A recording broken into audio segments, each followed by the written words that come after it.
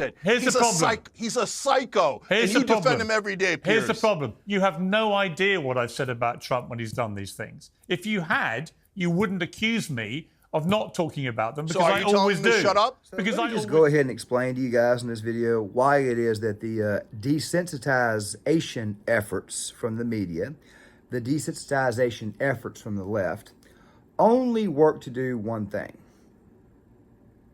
It only works to isolate the left further from reality, and that right there is what we're going to be talking about in this video, so make sure you guys stick around. Okay, now guys, that right there was only a small, little tiny snippet from a bit of a much longer interview panel that Piers Morgan did with Cenk Uygur. He had Candace Owens, he had Eric Prince up there talking about all kinds of issues, which of course we're probably going to not really talk about in this video, but instead talk a little bit more about something that was said or something that was talked about in the video that I did about 2 days ago. The video, of course, featured, for the most part, Alex Jones having a conversation with Sarah Gonzalez and John Doyle. This right here was from The Blaze. And of course, there were small, certain bits and pieces that were discussed there, which of course is Alex Jones explaining why it is that the mainstream media is going out of its way to desensitize conservatives or dehumanize conservatives, thus desensitizing liberals to conservatives, but in reality, they're really just desensitizing conservatives to liberals and the media itself. You got to ask yourself a question: how in the world is it they do this? Well, I'm going to explain to you guys in this video here why it is that it only works to isolate these people further from reality. Speaking of Alex Jones and speaking of that interview, this right here is the starting point. So I got these 3 little small clips, about 30 seconds apiece. I'm going to play them all back to back to back. And the reason why I'm going to do that is I'm hoping you guys can pick up on some things that I, quite frankly, did not write down before getting this video. So let me go ahead and play these back to back to back, and then we'll get to why it is these efforts only work to isolate the left much further from reality. He'll have Civil War conditions when he wins. They're preparing big stuff. So we're 54 days out. Then there's a 76 days when he's before the inauguration, when they're really going to pull the stops out. And they've had John Podesta in the New York Times in 2020, and then now, oh, we're not going to accept him if he wins. But if he questions it, oh, he's a bad terrorist. Right. So, and of course, J6 is worse than Pearl Harbor and 9/11. This is preposterous. So we're in the most dangerous time ever. And people that aren't awake are kind of punch drunk and don't even know what's happening. Those of us that are awake, though, live so close to the tyranny that we become kind of comfortable with it. We've got to get back in our minds and be frosty and have urgency here, because this is the most important time in human. It's that those of us as populist Christians, conservatives that say we're dialed in, I catch myself even every day not having urgency. They're going to try it again. They're desperate. I said the 2 days after it happened, I said they're going to blame Iran. And when you see them pre-program that, they're going to try to do it again. The 3 days after that, they go, yeah, Iran's going to try to kill Trump. They'd be thinking it's like the funniest thing ever. It wouldn't have been some Zapruder tape from 50 yards away. That would have been 4K, high quality. Oh, you thought you had a representative? Well, look at him now, LOL. And it's like, okay.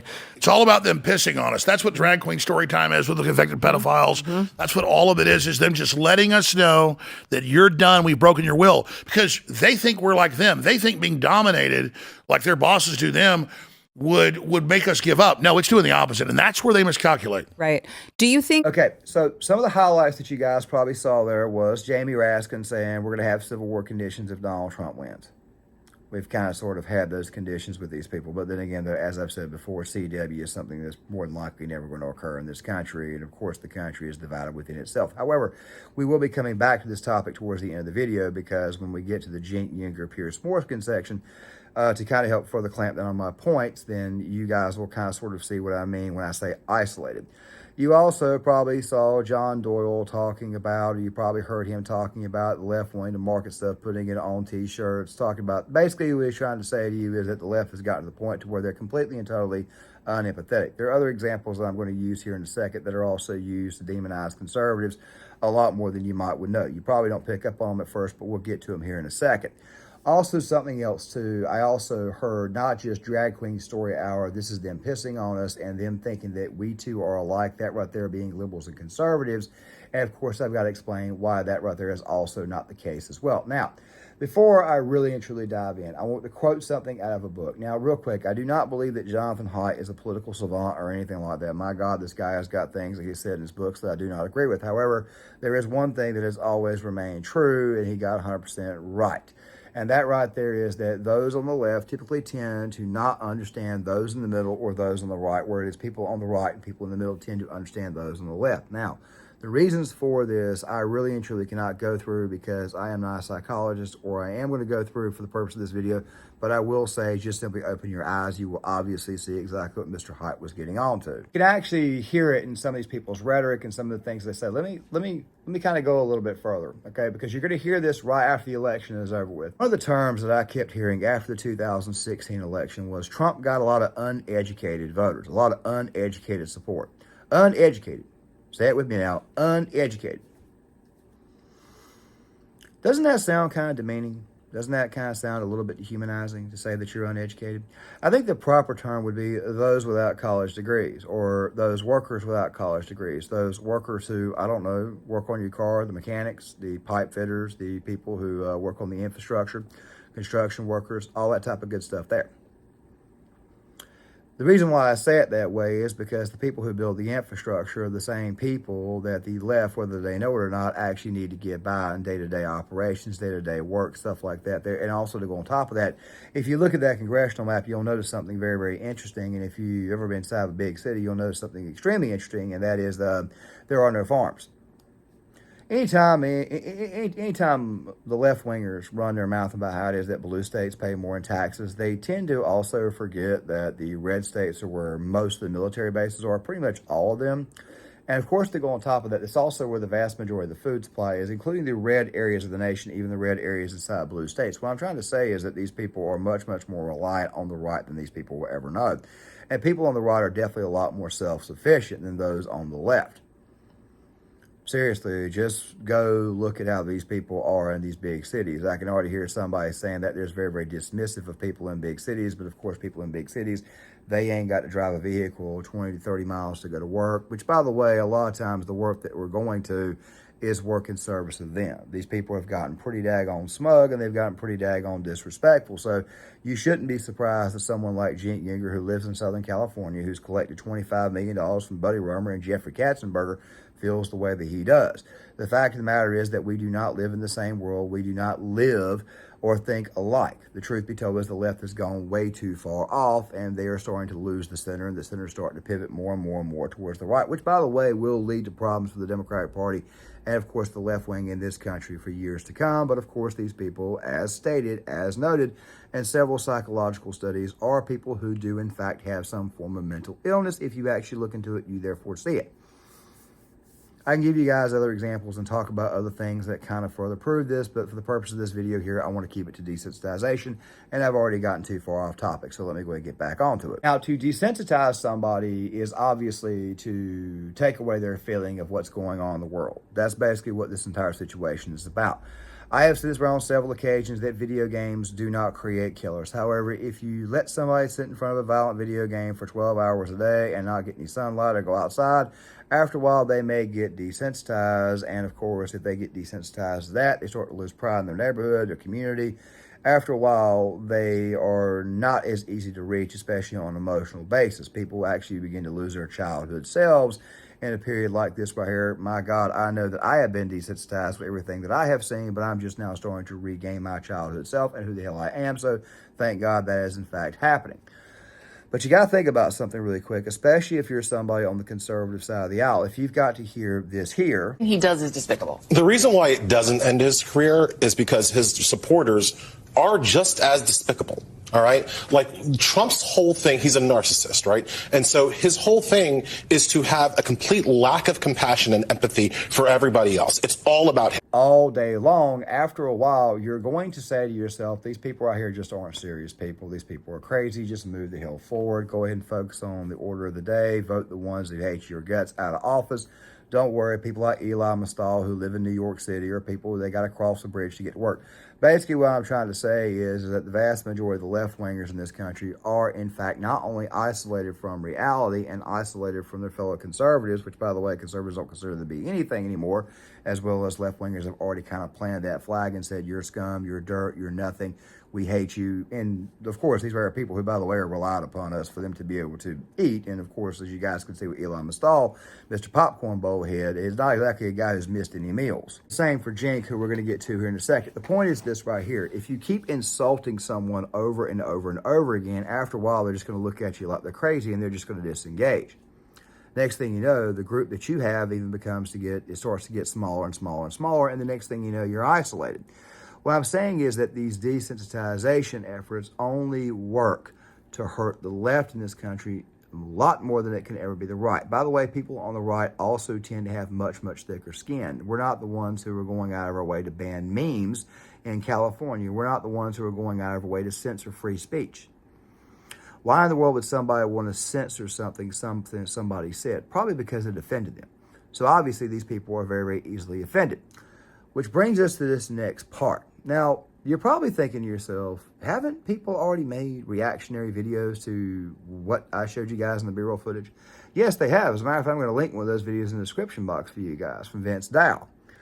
But the reason why I'm playing this for you guys and interrupting and reacting and responding is to show you guys that after a while, once you hear this rhetoric, you just start to think to yourself, these people are absolutely loony and crazy, and you just simply disengage from them. Which, if something was to actually happen, the people who've disengaged would have absolutely no emotion in cutting you off. But let's go ahead and watch. No, Donald Trump's still the same monster he was yesterday. So I hate that people are shooting at him. It's so dumb. It's so dumb. It's immoral. It's wrong. Why would you be I can't surprised? condemn it any stronger. Why would you be surprised? I'm not going to tell you that Donald Trump is a decent man. But Cenk, when why he's would a you be grotesque human Cenk, being? why would you be surprised that people are taking drastic action? Unhinged people with unhinged brains who are listening to constant rhetoric from people. You didn't answer the question. Well, what do you want me to do? You want me to politically surrender, right? I'm asking you a question.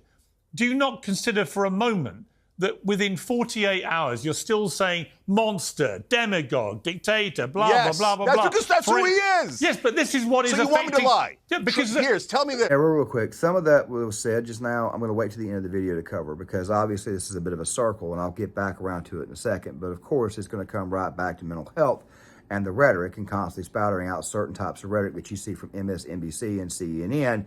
It obviously is going to drive some loon a little bit more crazier than others, but we'll get to that more towards the end of the video. Okay, so obviously you guys can see that Pierce and Jink are talking about Donald Trump's rhetoric.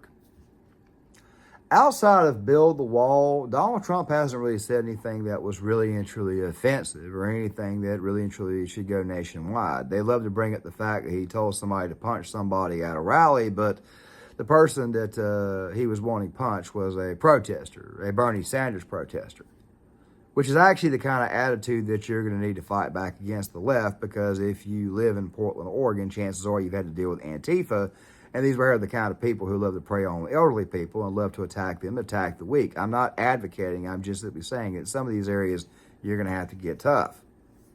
That is what Trump really and truly is for the most part, a tough-talking guy. You guys can say whatever the hell you want if you like him or not, but that right there is what he is. He's a New Yorker. He's very, very direct. Also, to go on top of this, some of the rhetoric that they blame Trump for, like, say, the bloodbath thing, that turned out to be a hoax because he was talking about the automotive industry. There's also the Charlottesville hoax where they pretty much edit, like, one entire half of the comments. Look, I mean, we're not the ones who need to cut context in order to get a point across. We prefer full context. But after a while, this type of stuff right there just kind of makes us look you dead in the face and say, dude, what are you outside of nothing more than comedy? By the way, the madder these people get, the more and more hilarious that it is. Also, something to go on top of that, too, is that us conservatives typically tend to be strapped. But still, though, what exactly happens when conservatives end up leaving the area and end up disengaging? Well, chances are they probably start fighting one another, that right there being people on the left. I've talked about this with identity politics before, but then again, though, by the time we get done with this segment, you guys will see what I mean. Let's go ahead and listen to Jink ramble on more and more and more about how it is that Donald Trump, right-wingers, and even Piers Morgan's a bad person. Tell me this. Because do you want me to lie? Let me finish. The shooter at the golf course, specifically in his recent social media posts, parroted Kamala Harris, saying that he was effectively an existential threat to democracy in America. You're doing the same.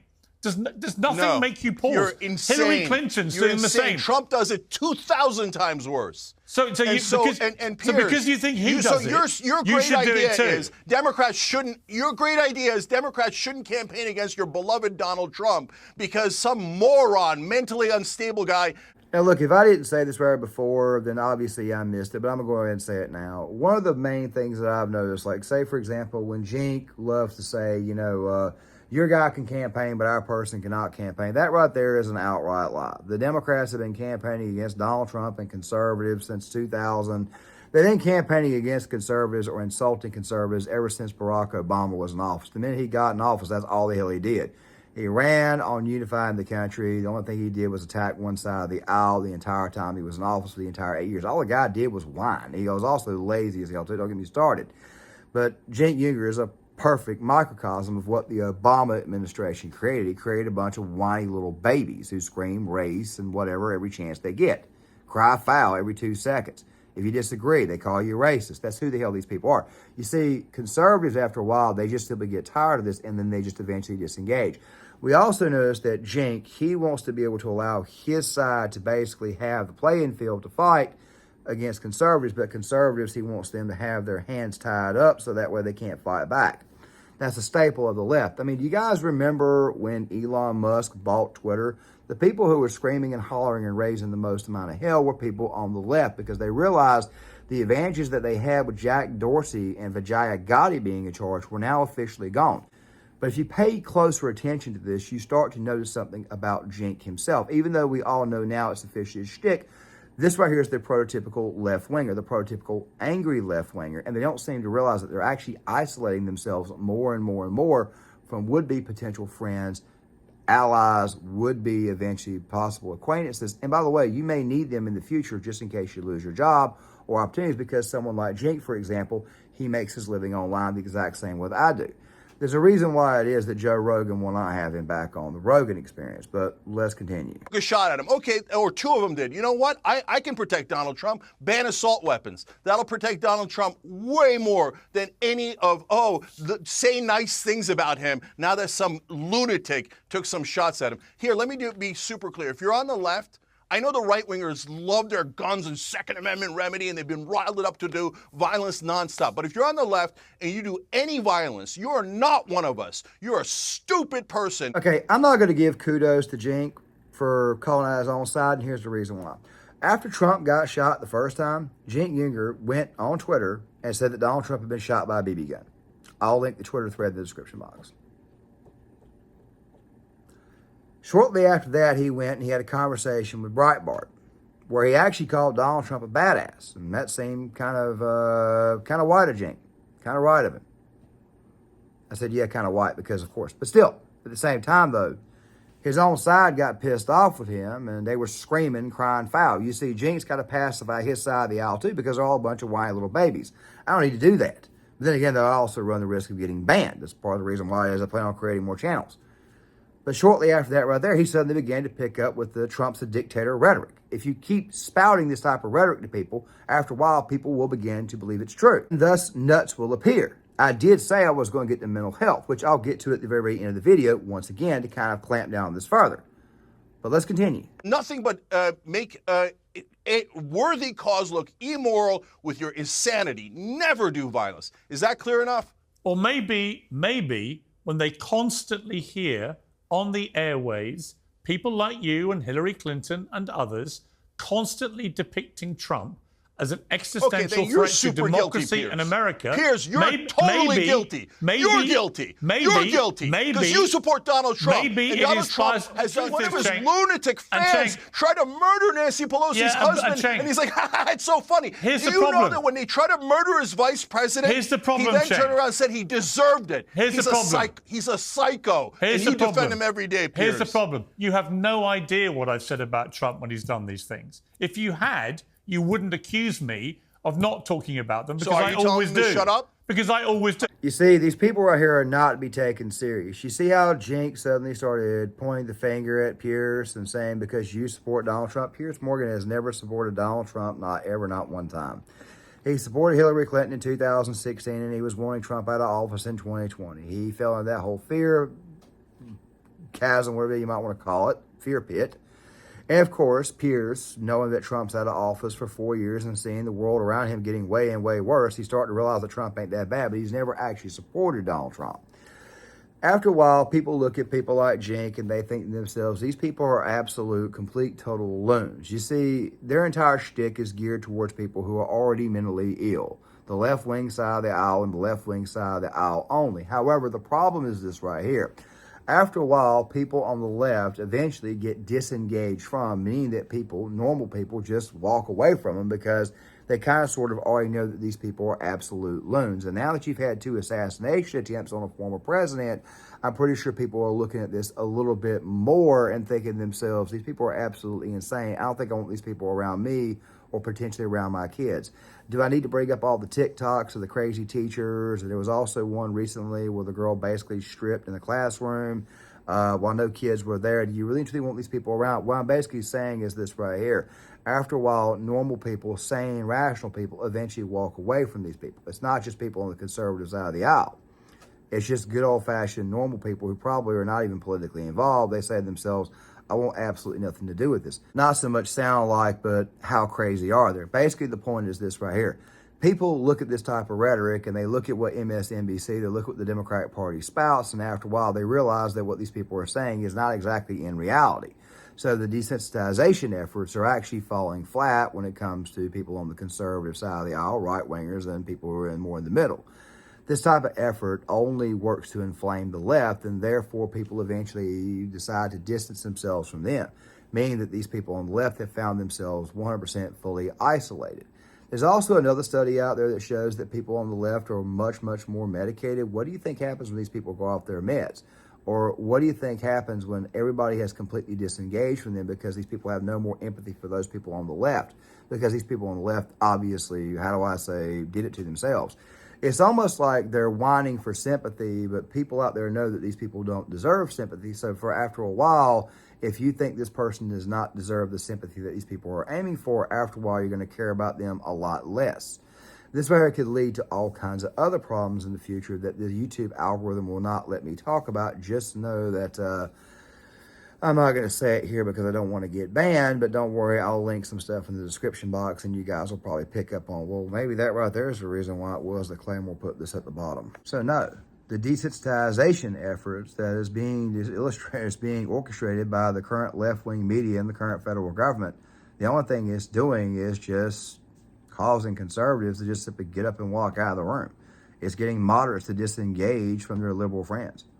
Go back to what I was saying earlier about the whole uneducated voters thing. You are actually going out of your way to demean people who build the roads, build the buildings, make sure you've got electricity, ensure that you can take a crap inside of a toilet and that the crap will go into the sewers or go into the septic tank.